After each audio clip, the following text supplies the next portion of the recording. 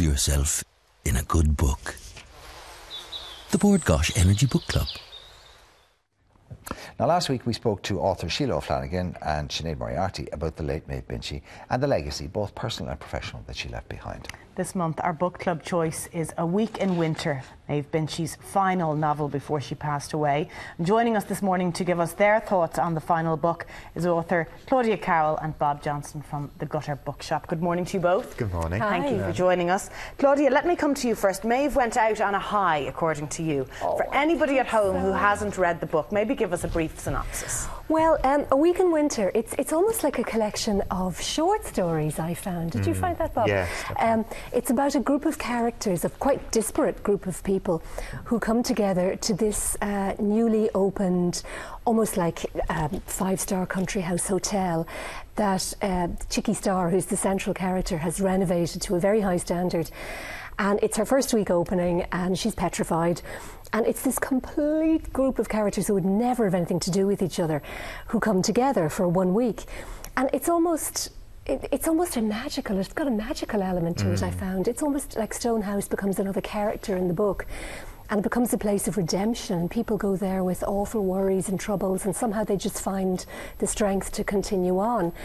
There were a couple of real standout characters for me. I loved the character of the Walls. Do you remember the ones, this kind of elderly couple who enter competitions the whole time? All the time. Yeah. And win competitions, very successful, and have it down to a fine art, you know, and have, you know, got a lawnmower from this place, and of course won the holiday.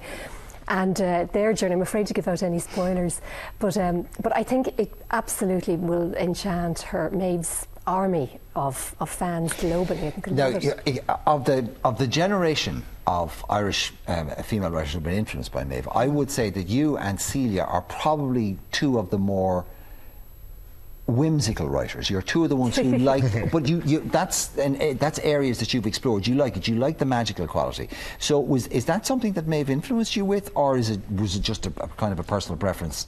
I think it was a bit of both, actually. I mean, Maeve would have had an influence over just about every writer I know, because she was the first. She was the first to come along and start writing. And Marion Keyes wrote a wonderful article at the time that that Maeve Binchy passed away last summer. And she said it was the first time I'd ever read a book set in what she called Hiberno English. Which it wasn't just like reading, you know, a UK author. It was like written in the way that we speak and using phrases like ashy or grand, and the way that Irish people do talk, and that was quite liberating at the time. And then Patricia Scanlon came along and said, because Maeve's books had originally been written in the 40s and 50s, and Patricia Scanlon was the one who said, well, why not write in present day? And that took it on to a whole other level. So I think she's had a huge influence on, God, generations of authors, and was very kind, very supportive. Well, she's a lovely woman, very supportive. I have to admit, I actually haven't read it because I was expecting that we were going to do this next week. You'd love it, Mark. He didn't do his homework. But well, no, I feel a bit guilty about that. Normally I do it the week before, or in the week we're going to do it, because otherwise I'd have forgotten it. But I have a huge soft spot for Maeve. Now, I would not be your traditional Maeve Binchy reader, although I have read quite a few of them. In the same way that I read quite a few Joanna Trollops, they are, for me, utter escapism, and kind of, I don't know what it is. Maybe it's a kind of a dose of estrogen that all men need every now and again. I think, for me, the thing that really appeals to this book, and you say, we're not the target audience, are we, Mark? But although Maeve would dispute that. But yeah, exactly. But actually coming to it and you read it, and it's wonderful, you know. And I think the thing that stood out with me is Maeve's heart. She loves these people. She loves all the people in the book. Even, I think there's one sort of unredeemed character in the book, without going into it, Miss Howe, who is a very bitter, retired head mistress. And as you say, the Stonehouse works a kind of magic on people and works a transformation, and she's the one that's kind of left untransformed.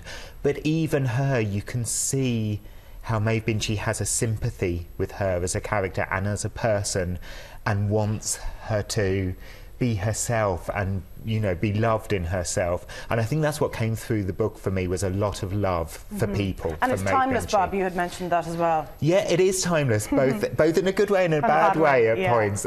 For me, is you're reading it and it does feel like you could be in the 50s, in Ireland in the 50s, and then, or in the 70s or in the 90s. But there's weird phrases. I think there's one who's a young school teacher that comes into a school and she goes to the pub and she drinks pints and they all frown at her because women don't drink pints.